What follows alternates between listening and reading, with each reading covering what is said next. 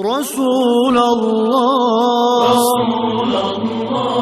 حبيب الله نبي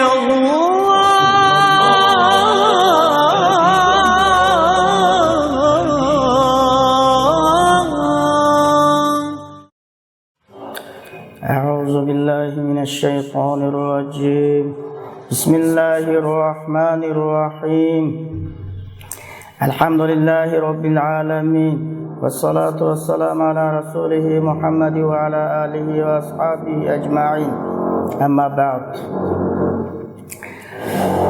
Allah'ın rahmetini qo'g'langan shaytonning ozdirib ketishidan Allohga sig'inib panoh talab qilaman. Nayt shafqatli va mehribon Allohning ismi bilan boshlayman. Sizlar bizni butun koinotni yaratgan, sizlar bizni dunyo va oxiratlik nijotlik yo'li bo'lgan haq dini islom diniga hidoyat qilgan. Barliq payg'ambarlarning oxirisi ham afzali, butun koinotning sardori bo'lgan Muhammad Rasululloh sallallohu alayhi va sallamning ummati qilgan qudratli Rabbimiz Alloh subhanahu va taologa cheksiz hamdlar bo'lsin. Olamlarga rahmat qilib avatilgan haq bilan botil o'tirisini yo'rituvchi, haq dinni yo'rituvchi nurli chiroq bo'lgan Hazrati Muhammad Rasululloh sallallohu alayhi va sallamga, shu Janob Rasulullohning oilasiga, Janob Rasululloh bilan birga kech kunduz hech narsani ayamay Allohning dinini oliy qilish va uni yetkazish yo'lida hech narsani ayamay jihad qilgan barliq sahobalarga, ularning yo'liga qiyomat kuni qadar izchil ergishib mangan barliq mu'min musulmon birodarlarga Allohning rahmati va salomi bo'lsin. Assalomu alaykum hurmatli diniy qarindoshlar. Biz bir qancha kunlik darsimizda mushu arablarningki, arab millatlarininki o'ltiraqlashgan joyi va rayonlari haqida va arablardagi hokimiyat ishlari va boshliqlar huquq mansab ishlari haqida qisqagina to'xtalib o'tgan. Biz yana mushu sirat darsimizninki mushu davomini davomlashtirish uchun bugun bu darsxonamizda o'tiribmiz. Biz mush arablarning ichidagi hokimiyat, podshohlik tuzum qanday shaklda bo'lgan, biz bu haqda qisqagina tanishib o'tdik. Ham ulardagi mushu huquq mansab ishlari, boshqarish ishlari qanday shaklda edi? Biz arab yarim orlininki Hijoz zamonidagi boshliqlik, huquq mansab qanday shaklda, biz bugungi darsimizda buni bilan tanishib o'tamiz. Al-imaratu bil Hijoz. Ya'ni Hijoz zamonidagi o'sha huquq mansab va boshqarish ishlari qanday shaklda, biz buni bilan tanishamiz. İsmail alayhissalom Makkaninki boshliqlik huquqiga va Baytullohning egilik huquqiga hayotining oxirigacha ega bo'lib keldi. İsmail alayhissalom 137 yaşida vafot etdi. Onundan keyin bu Makkaning boshliqlik huquqi, Baytullohning boshqarish egilik huquqini bir odam o'z ustiga oldi. Va tarixchilar tomonidan İsmail alayhissalomning ikki o'g'li ega bo'lib keldi. Nabit andekin Qaydar degan o'g'li mushu Makkaning boshliqligini, Baytullohning boshqarish egilik huquqiga ega bo'lib kelgan deb tarixchilar tomonidan shunday. Hem yine tarixchilar tomonidan uning aksicha 5-da Qaydar ega bo'lgan, undan keyin Nabit ega bo'lgan deb ma'lumotlar bor. Mana bu İsmail alayhissalomningki ikki o'g'lidan keyin Makkaning ishiga bu ikkisininki ona tarafdan bo'lgan bo'g'isi Muzaz ibn Amr al-Jurhum egilik qildi. Buna ega oldu. Bu Mekke'nin başlıqlıq huquqi şundan itibaren Jurhum kabilesiga, yani Jurhumluqlarga ötkülüp ketdi. Mana bu Mekke'nin başlıqlıq huquqi izchil ularning qo'lida bo'lib keldi. İsmail aleyhisselam'ninki evlatları üçün nəhayət hürmetlik ve muhteremlik bo'lgan bir o'rin bo'lib keldi. Demişqa, lima li abihim min bina'il bayt. Ularning ota bovusi İbrahim aleyhisselam, İsmail aleyhisselam'ninki Beytullah'ni qurishdan iborat bu fazilati bo'lganligi uchun, bu töhfasi bo'lganligi uchun İsmail aleyhisselam evlatlarınınki kişiler kalbide, etraf kişilerin kalplerinde nəhayət hürmetlik bir imtiyaz o'rin bo'lib kelgan. Mana bu İsmail aleyhisselam'ninki evlatlarınınki hakimiyetten iş nasip olmadı. Banda başlıqlıq, mansab, huquq tutqan bolsa-mı, hakimiyet işlerinden, devlet işlerinden hiç qanday nasip bo'lib bakmagan.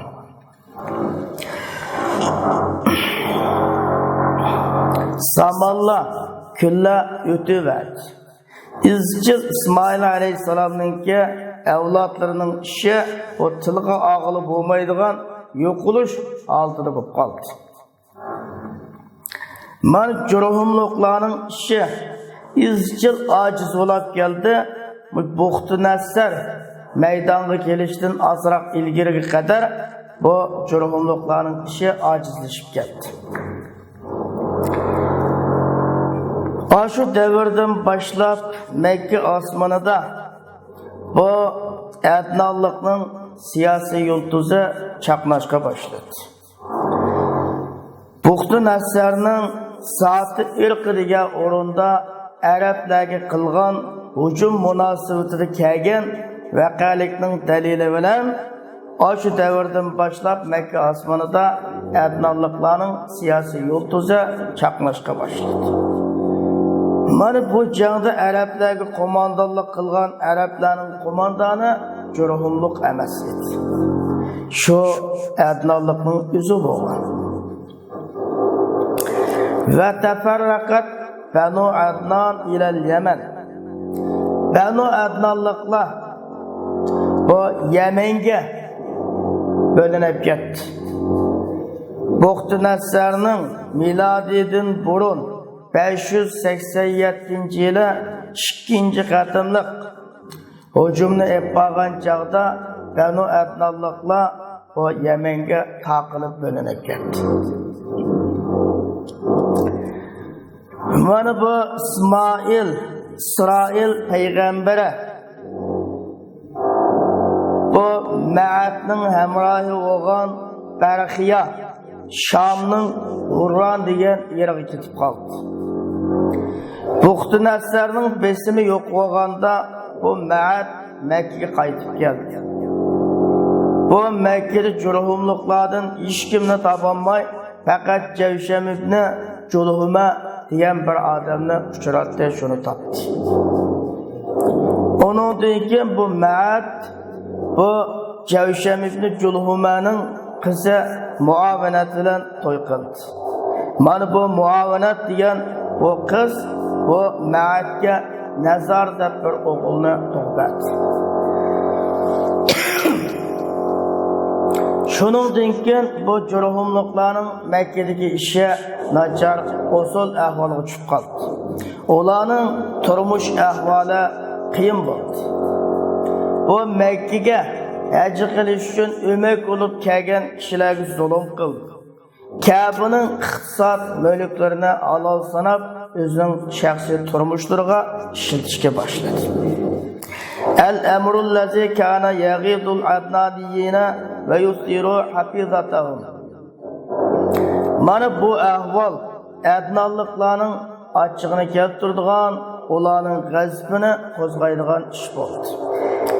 Xuzoa qabilasi Maruz Zohron degan joyga tushgan vaqtida bu Adnanlıqlarning Jurhumluqlardan bo'lgan nafratini ko'rib, mana shu nafratdan Xuzoa qabilasi foydalandi. Mana bu Huza'a kabilesi Adnanlıklarının aymaklarından Banu Bekir ibn Abdülmennaf ibn Kenan bilen Kenan'ın yardımı bilen bu Cürhumluqlarga uruş qozg'adi. Mana bu Huza'a kabilesi o Cürhumluqlarni Mekke'den qo'g'lab chiqardi. O Mekke'nin hakimiyet işlerini miladining 2. asrlarning o'rtalarida Huza'a kabilesi ega oldu. Cürhumluqlar o Mekke'den qo'g'lab chiqarilishga mecbur bo'lgan vaqtida Zamzam quduqini tundiryapti. Zamzam quduqining o'rnini o'chirib tashyapti. Bu Zamzam quduqiga bir qancha narsalarni ko'myapti. Dedi İbn Ishaq, Amr ibn Haris ibn Mazaz Jurhum Kabe'nin 2 dona kiyikini hem Hajarul Ruknul Aswadni bu ikkisini Zamzam quduqiga ko'myapti.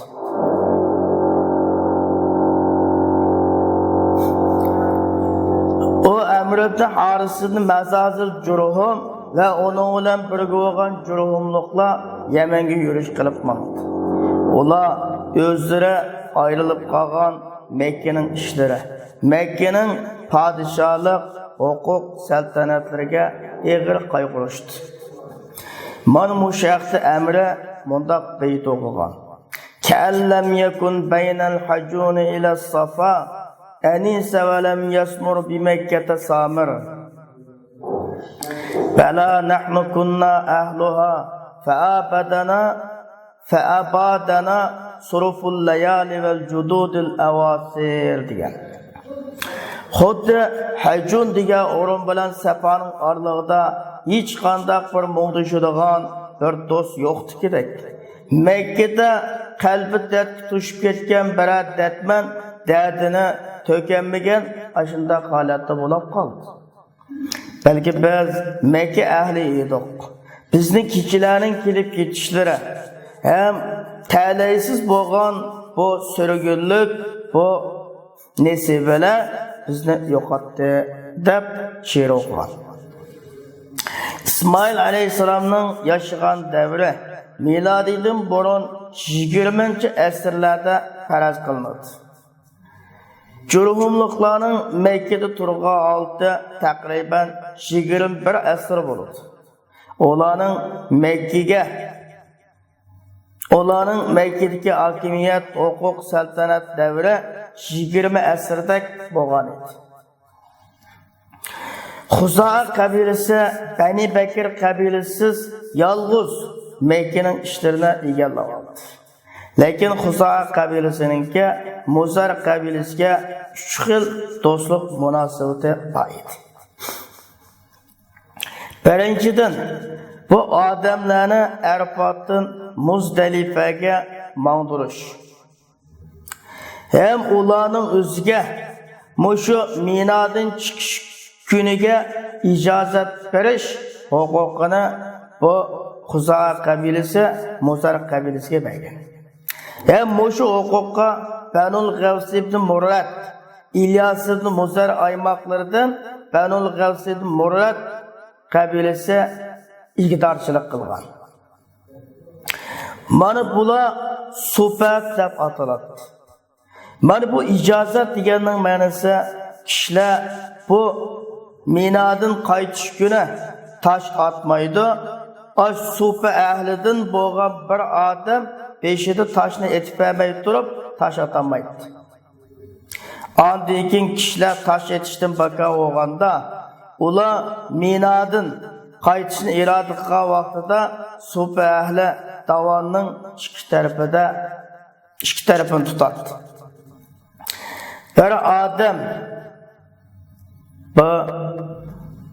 Bir adamning o'tishi joiz emas. Hattoki shu supa ahli o'tab bo'lgan qadar bir odam o'tmaydi, ular o'tab bo'lgandan keyin o'tdi. Andan keyin kishilarning mang'ilgan yo'li erkin xoli qo'yiladi. Mana supa ahlininki quyruqlari butunlay kesilib, ular yo'q bo'ldi. Ularga Tamim kabilesidan Banu Sa'd ibn Zayd Manat qabilelere varislik qildi bu xizmat. Xuzo qabilasining bu Muzar qabilasiga bergan ikkinchi do'stlik munosabatidagi huquqi bu Nahr kunisi atdiganligi Muzdalifadan Minaga qaytish. Mana bu Bani Advan qabilasining ishida bo'lgan. Üçüncüden bu urush qilish haram qilingan aylarni kayni kechiktirish, onu başqa aylardan to'ldirish ruxsatini berishmi? Bu Bani Kinana qabilasidan Bani Fuqayf ibn Adiga topshirilgan.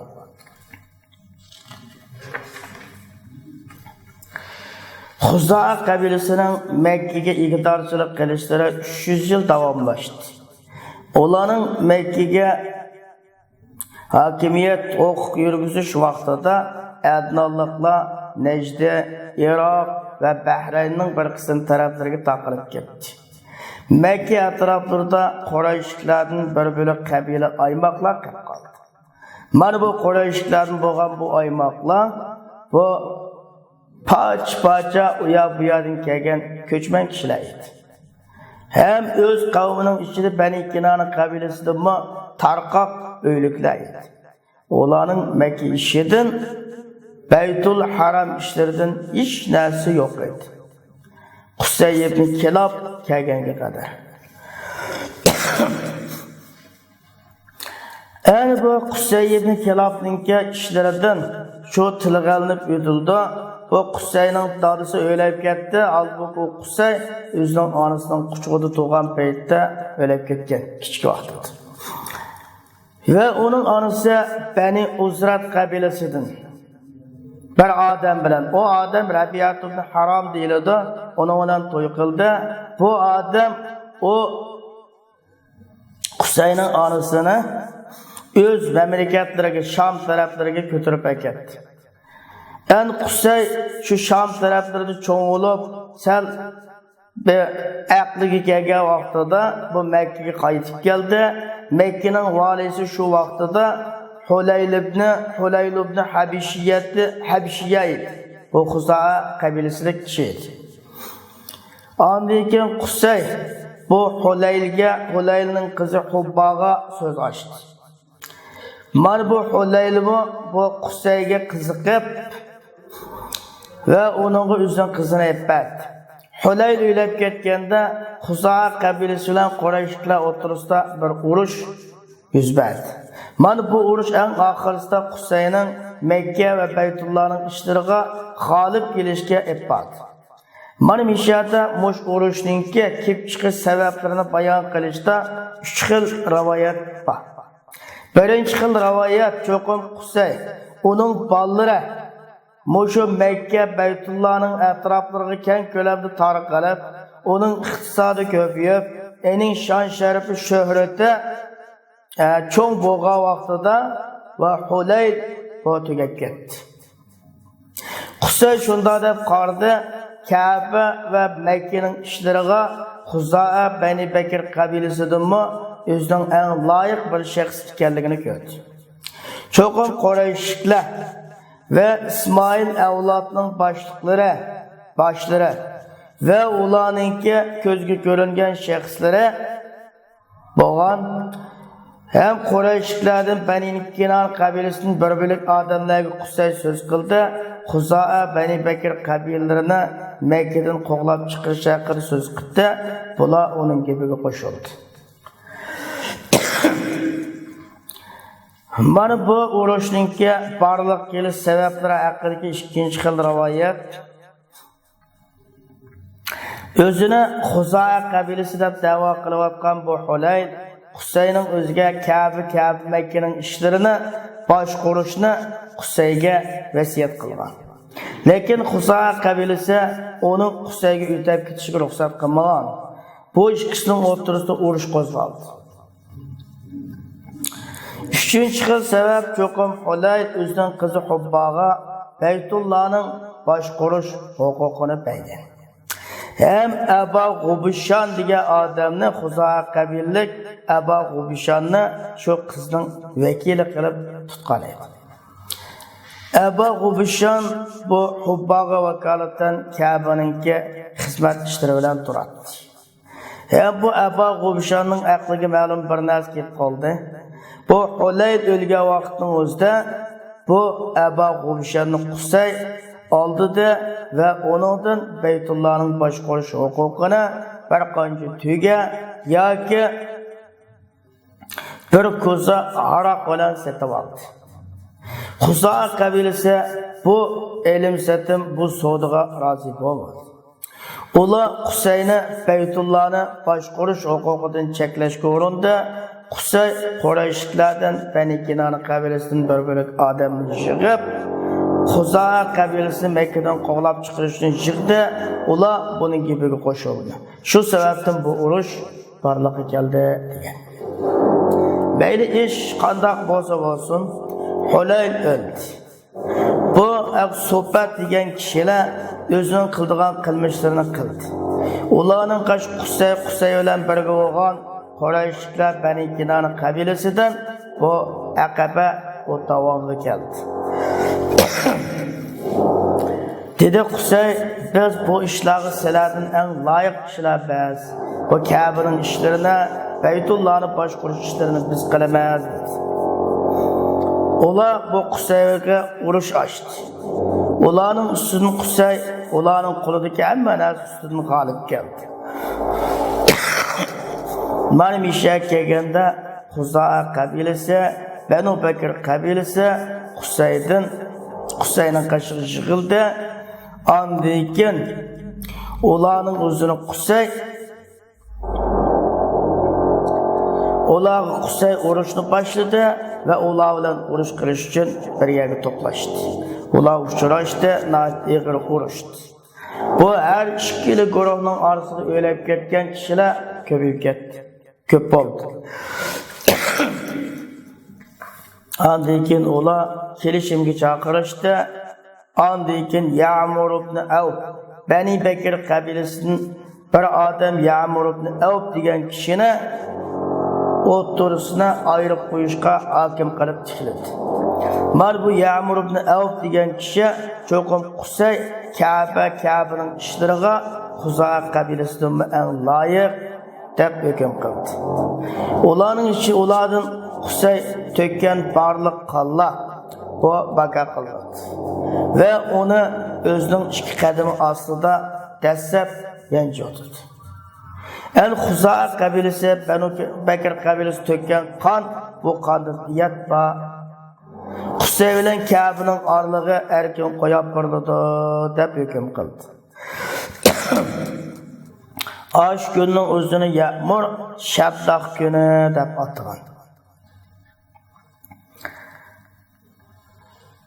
Mana bu Xuzoa qabilasining Beytullahning ishlarini boshqarish mezgili 300 yil bo'lgan. Mana bu Qusay Makka va Beytullahning ishlarini ega bo'ldi. Milodiya 440-yili 5-asrning o'rtalarida ega bo'ldi. Shu orqali bu Makkaning Beytullahning ishlari Qusayga bo'ldi. Ondan keyin bu Makkadagi gibi ütüdüğün, icra olunduğun buyruq, toluq, xo'jayinlik Qurayshlarga mansub bo'ldi. Qusay u bo'lsa-mu Arab quruqligining har qaysi taraflaridan o'mak bo'lib keladigan mush Beytullahning dini raisiga aylandi. Qusay Makkada qilgan qilmishlarining qatoridan Qusayning Makkada qilgan qilmishlarining qatoridan o o'z qavmini shu qavmi o'ltiraqlashayotgan joylardan Makkaga to'plashtirdi. Hem o Makkani o'z qavmining orasida poch-poch holatda bo'lib kesibdi. O'z zaminlar qilib kesibdi. Qurayshlarning bo'lgan har bir kishilarni o'zi burun bo'lib kelgan o'zining o'ltiraq joyiga tushdi. Ve Nasabni, Ali Saffon, Advan ve Murrat ibn Avf degan qabilalarni burun bo'lib kelgan shu mansab altida qo'yib qo'ydi. Chunki bu Qusay öz ko'nglida shu mansablarning hammasini öz ko'nglida, ya'ni o'zgartirishga bo'lmaydigan bir din deb to'nigan edi. Qusayning Quraysh xalqiga, Makka xalqiga qo'shgan töhfillerinin qatarından çoxum Qusay Kabe mescidinin şimali tarafiga bir Darun Nedvet, yeni söhbət, yığılış o'rnini ta'sis qildi. Hem bu yığılış söhbət o'rnining ishigini masjid tarafga qildi. Hem bu Darun Nedvet Qurayshliklarning bir yig'ini ochilgan o'rni bo'ldi. Mana bu o'rinda Qurayshliklarning eng muhim ishlari betaraf qilinadi. Mana ash o'yinning Qurayshliklarga etgan fazilati yaxshi xislatlar bor. Chunki ash Darun Nedvet Qurayshliklarning so'zlarining birlashishi hem bu qiyinchiliklarni hal qilish, yaxshilik bilan hal qilishga kafolatlik qilgan. Doğru.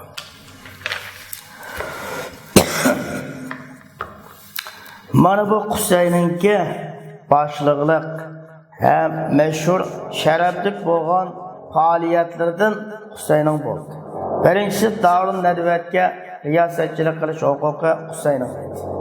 Chunki bu Darun Nedvetda mana Qurayshliklarga tushgan ig'ir cho'ng-cho'ng ishlar haqida maslahatlashadi.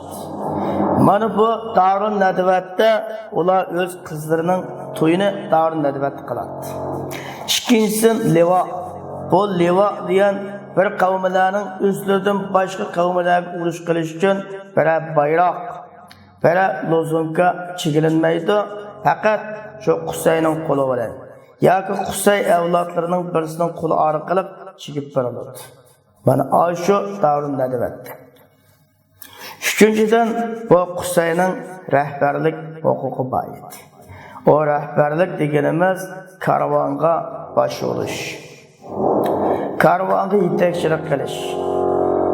Makka ahlining biri karvonlari savdo tijorat yoki undan boshqa ishlar uchun chiqmaydi. Faqat chiqsa Qusayninki rəhbərligi va uning avlodlarining rəhbərligi ostida chiqadi. Dördüncüden hicabet hukuk. O hicabet deganimiz hicabetul Kabe. Yani Kabe'nin darvasını fakat Qusaylam açadi. Yani Kabe'nin ishigini echish huquqi Qusayning qo'lida edi. Mana o Qusay bo'lsa Kabe'nin xizmati, Kabe'nin boshqarish ishlariga Qusay edi. Beşinciden hacılarını sug'urish huquqi Qusayning qo'lida edi. O siqayatul haj deganimiz cho'qim ular hacılar uchun maxsus bir suvga ko'llarni toshqizadi. Suv ko'lchaklariga suv toshqizadi. Ular shu ko'ldagi suvga ma'lum xurmo, quruq uzumlarni tashlash orqali o ko'lning suyini tatbiq qildi. Andan kishilar bu ko'lning suyidan ichdi, Makkaga keldi. Mana Qusayning 6-huquqi rifadatul haj. Hacılarga taam berish, hacılarni kutish, hacılarni iymon qilish, bu ziyofat ishlarimi Qusayning qo'lida edi.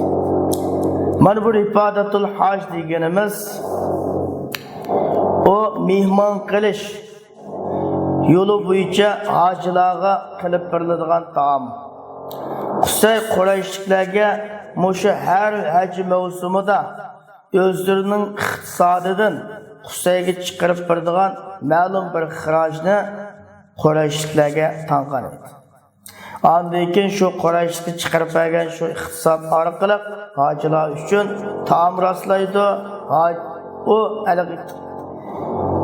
o'zi qovmagan ve yine iqtisadi ahvoli yaxshi bo'lmagan kishilar bu taomni yeydi. Mana shu huquqlarning hammasi Qusayga xos edi.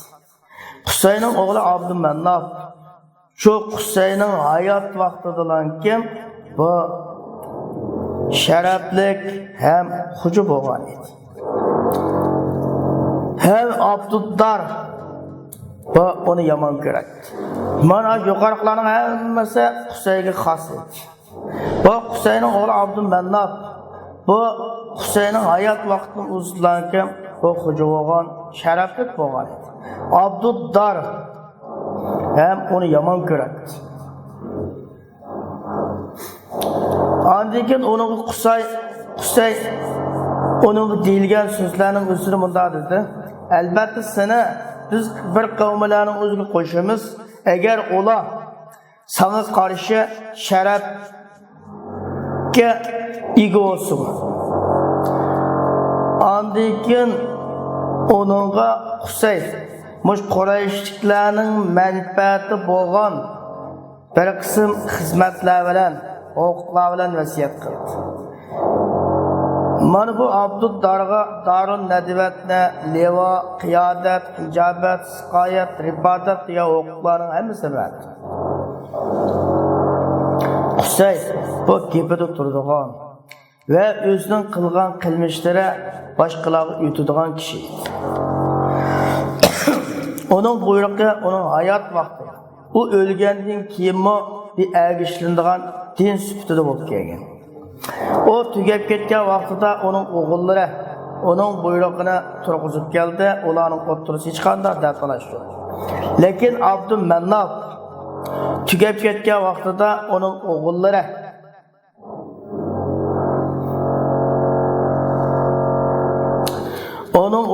ularning tag'isining o'g'li Abduddar bilan mushu mansab to'g'risida qanday qildi raqobatlashdi. Qurayshliklar ikki firqaga bo'lindi. Ularning o'rtasida urush bo'g'ilib qoldi. Lekin ularning o'zaro kelishimga chaqirishdi. Mush mansabni o'zaro taqsim qilishda bo'lishdi. Adayken bu Siqoyat, hacılarını sug'urish, hacılarını mehmon qilib kutib taom berish, rahbarlik qilish huquqi Bani Abdulmannabga bo'ldi. Darun Nadivat, Leva, Hijobat huquqlari Bani Abduddarning qo'lida davomlashdi. Deyildi, Darun Nadivat ikki guruhning o'rtasida o'rtoqlik bilan, sherikdorchilik bilan boshqarish bo'lgan deb tarixchilar tomonidan bu voqelikni o'tirg'a tashlandi. Andikin Banu Abdulmannab o'zlariga yetgan ishlarda yani o'zlari yo'qitib qo'ygan ishlarda chek tashlashga hukm qildi. Andikin Siqoyat hacılarni sug'urish, hacılarni kutish, bu Abdushams cemaat olgan bu Haşim cemaatiga rahbarlik huquqi bo'ldi. Ya bu hacılarni sug'urish, hacılarni kutish ishlari Haşim cemaatiga, rahbarlik huquqi Abdushams cemaatiga bo'ldi. Haşim ibn Abdulmannab bu o'zining bir umr hayotida hacılarni sug'urish, hacılarni mehmon qilib kutish xizmatlariga ega bo'lib keldi. Mana bu Haşim ibn Abdulmannab o'lgan vaqtida onun qarindishi Muttalib ibn Abdulmannab dasset. Onun degan Abdulmuttalib ibn Haşim ibn Abdulmannab Janob Rasulullohning o'g'lisi. Bu igdorchilik qildi. Onun degan onun o'g'illari igdorchilik qildi, hattoki islom keldi. Mana bu alaka viloyat, bu egilik huquqlari yana Abbos radhiyallohu anhu o'tdi. Deyiladi, tarixchilar tomonidan cho'qim Qusay u o'simi mansablarni o'z ballariga taqsim qilgan. Andiki bu mansablarga tilga olingan tafsilot bo'yicha ularning avlodlari varislik qilgan deb tarixchilar bu gapni o'tirib qo'ygan. Qog'iniga Alloh olim, Alloh o'tdan biluvchidir. Mana Qurayshlarning biz yuqorida deb o'tgan huquq mansablaridan boshqa mansablarimi bor edi. Ular o mansablarni o'zaro taqsim qilib taqtaqdi. Ular bu mansab orqali kichkina bir davlatni shakllantirdi. Aniqroq, to'g'riroq iborat bilan qilib aytganda, bu yerim demokratiyaga o'xshab ketadigan bir davlatni qurgan edi. Shakllantirgan. Ularningki bizning mushu davrimizda parlament doirasi, parlament yig'in zallariga o'xshab ketadigan hukumat tashkilotlari, hukumat idora organlari bor. Siz shu mansablardan bir ko'rinishlarni keltiring. Birinchisi isar huquqi. Ya'ni ya bir safarga chiqmoqchi yoki bir urushga chiqmoqchi bo'lganda mushu butning oldida haligi chak tashlash bir mansablar bordi. Mana bu chak tashlash uchun butning oldiga haligi o'q tashlash huquqiga ega bo'lish qurashliklar ega bo'ldi. Mana bu Bani Jumah qabilasida bo'lgan. Ikkinchidan bütün iqtisodlarning oldini olish, iqtisodlarni tartibga solish. Ya'ni butlarga hadiya qilingan nazr, nuzrat, qurbonliklarni tashkillash, uni radga solish huquqi. Ya'ni shuning o'xshash bütün jangi jidal, da'vo dasturlarini betaraf qilish huquqimi bu Bani Sahm qabilasida. Uchinchidan kengash, shura huquqi bu Bani Asad qabilasida. To'rtinchidan ashnaq huquqi. Ashnaq deganimiz bütün diyat, bütün qarz to'lash, diyat to'lash, diyat elish, qarz elish degandek bu ishlarni rad qilish, buni o'rinlashtirish ishlari Bani Taym qabilasida. Beshinchidan iqob, bu milliy bayroqni ko'tarish huquqi bu Bani Umayya qabilasida. Altıncı qubbat, yana bu harbiy gazarmani tashkillash. Yani şunun o'xshash otliq qo'shinga rahbarlik qilish huquqi Bani Maqsum jamiyatida edi. Yettinchisi sifarat. Boshqa davlatlarga, boshqa rayonlarga elchi avatish, o'mak ishlari Bani Adi qabilasida edi. Biz hamda boshqa Arab rayonlaridagi hokimiyat masalalari qanday edi? Biz buning bilan qisqagina tanishib o'tishimizga to'g'ri keladi. Qahtonliqlarning, adnonlik qabilalarningki ko'chib ketish ahvollari yuqorida deb o'tildi. Cho'qim bu qahtonliqlarning, adnonlik qabilalarining ko'chishlari Arab allarini o'zaro taqsim qilib bo'lyapti. Mana osh qabilalarning ichidan Hirat ki yaqin bo'lgan qabilalar joylar bu Hiratdagi Arab podshohlariga bo'ysunatdi, shuni agishadi. Mana shu tarqalib ketgan shu Qahton, Adnon qabilalarining ichidan Badiyatu Shamda bo'lganlari bu asosan podshohlikka agishadi. Lekin mushu agishmichilik, mushu bo'ysunish nomda edi. Əməliyyatda emas idi. Amma şu qabilalarning ichidan Arab quruqligining ichi tarafidagi yer sahroda jangalda bo'lganlari bu mutlaq erkin edi. Haqiqatan cho'qim mush qabilalar o'z-o'zi uchun o'ziga hukmronlik qiladigan boshliqlarni tanlaydi. Cho'qim qabilalar bu kichikkina, bu kichikilgan cho'ng bir hukumatning, hakimiyatning, davlatning kichikilgan bir hukumat nusxasi edi. Mana bu kichikilgan bu hukumat nusxasining siyosiy mavjudlik asosi bu asabiyat, yana tuqqanchilik, milliyatchilik birligi edi. Bu zaminni himoya qilib qo'g'dash, zamindan tajovuzchi dushmanni mudofaa qilib tutish jihatda o'zaro manfaatlar almashtirilib turadi. Qabilalarning boshliqlik darajasi o'z qavmida xuddi podshohlar darajasiga o'xshash edi. Qabilalar bu urushni to'xtatib, tinch o'tish jihatda o'z xo'jayinining fikriga ergashadi. Mana bu qabilalar bu xo'jayinning fikridan bir ahvol bilan kechikib qolmaydi. Keyingi so'rilib qolmaydi. Mana bu qabila boshliqninki kuchliq bir diktator davlatida bo'ladigan bir fikri bilan mustabid bo'lish, fikri bilan o'z oldiga mustaqil bo'lish va hukm qilish kuchi bor edi. Bularning bir qismlari shunda achchiq qilib g'azabli qilib qolsa, mana shuning qashig'ilam minglagan qalik qanday qildi, uning uchun g'azab qildi. Uningdan so'ramaydi. Bu nima uchun achchig'ingiz kelib qoldi, kim achchig'ingizni keltirdi deb so'ramaydi. Nima to'g'risida achchig'langanligi to'g'risida so'ramaydi. Lekin bu tog'ining avlodlari orasida bu xo'jayinlik qilish, bu boshliq bo'lish jihatda raqobatlar bor edi. Mana bu ularning o'zini bu odamlarga sun'iy muomala qilishga chaqiradi. Min bazlin nadi, yumshoq, siliq gaplarni saxovatli qilish, mehmonni hurmatlash, saxiylik, tamkinlikdan iborat. Hem kullanchilikdan mudofaa qilish, hem botirlikni namoyon qilish.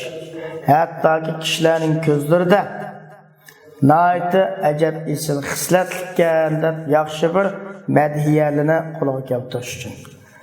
Bo'libmi o'sha zamonda qabilalarning so'zlaydigan tili bo'lib kelgan shoirlar shunday edi. Ularning darajasi bu raqobatlash kuchlarining saviyasidan yuqori edi. Mana bu qabila xo'jayinlari, qabila boshliqlarining alayda huquqi bor edi. Ular g'animatdan bu mirba, yine 4'ten birini hem safi, neşitat, fuzullarını aladı. Deydur şair, lekel mirba'u fina ve safaya ve hukmuke ve neşitatu vel fuzulu diyen. Bizning aramızda mirba, yine ganimetinin 4'ten biri sana olsun. Ve safaya. Hem şu her bir kabile başlığı yüzüge halap, tallap ep qalğan mülkler sana olsun. Yine senin hüküm qilishingda bo'ladi. Muşu yollarda, muşu başlık tep bağın mal mülklerin özü bu senin hükmünde bo'ladi. Hem umuma ganimet mallarını taksim qilib, taqsimatdan eshib qolgan fuzulmu sening hukm qilishing bilan bo'ladi degan. Bu yer maraba rubul ganimet. Ganimetning 4'ten biri. Safi deganimiz bu rais, yine davlat neminingki qabila boshliqlari o'ziga tanlab ep qolgan mulklar taqsimatdan bor.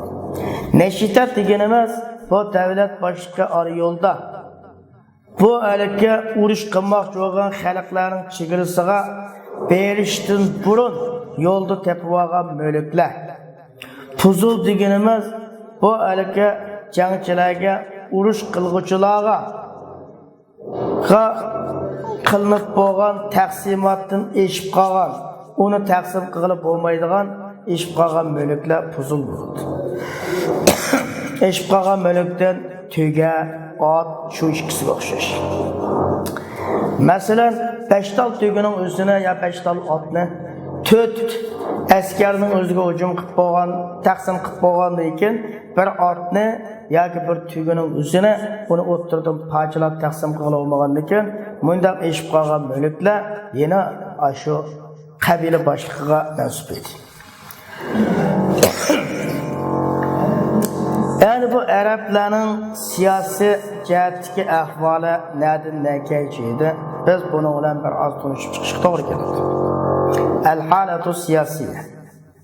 Ba'da an zakarna hukam al-arab yajmilu bina an nuzakkira cümleten min ahvalihum siyasiye hatta yattadihal vadu.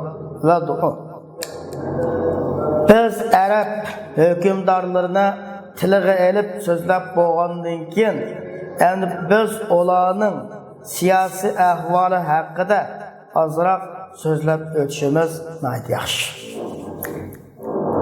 Texmu Rasululloh payg'ambar qilib avatilishdan ilgariga arablarning siyosiy vaziyati texmu yo'riq bo'lishi uchun. Mana bu chat davlatlarni, chat rayonlarga qo'shni bo'lgan 3 rayon. Masalan, Yaman, Irak, Sham deb 3 rayondagi podshohlik haqida to'xtalib o'tdik biz yuqorida. Mana bu chat davlatlarga qo'shni kelgan 3 rayon. Buning bu siyosiy ahvoli. Siyosiy ahvoli nayt bek aciz ve tushkunlik ichida edi. Ondan ortiq emas. Kishilar bu xo'jayin qul deb ikkiga ayriladi. Yoki hükümdarlarning xizmatini qiladigan mahkumlar deb ayriladi.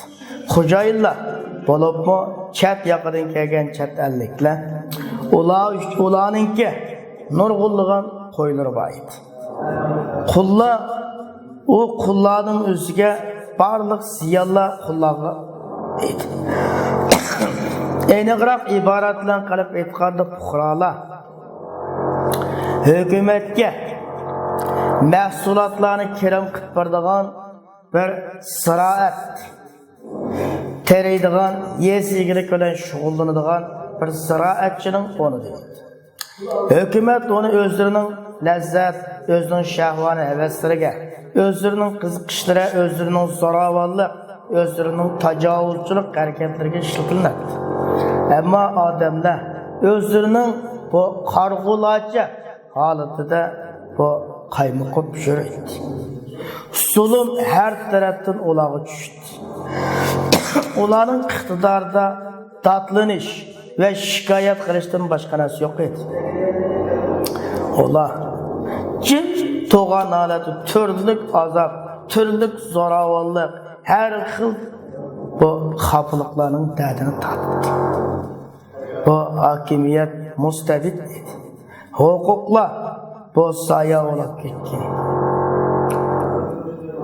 Bu behuda tashlanib ketgan edi.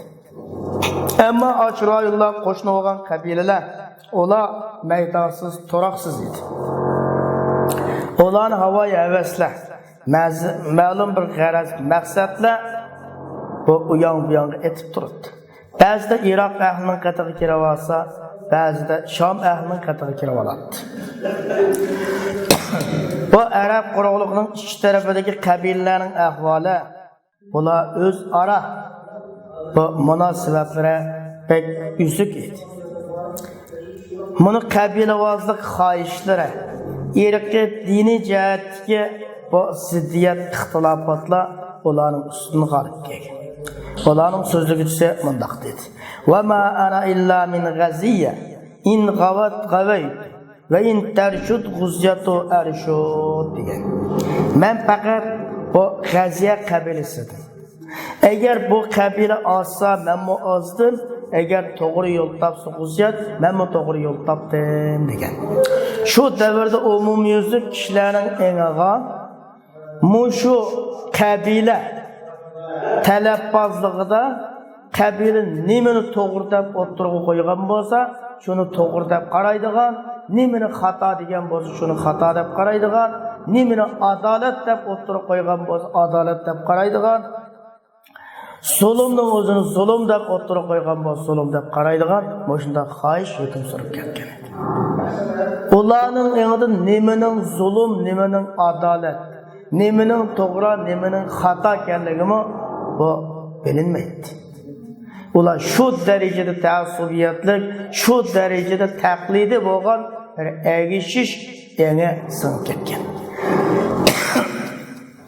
Ularninki o'zlarining mustaqil bo'lgan bir fikriy qarashlarini, yoki o'zlarining bir butunlik bir zamin mustaqilligini, milliy mustaqilligini kuchaytib turadigan, onunğa yordamda bo'ladigan bir podshosi yo'q edi. Yoki ular har bir qiyinchilikqa uchragan bir ishda ular murojaat qilib boradigan bir manba yo'q edi.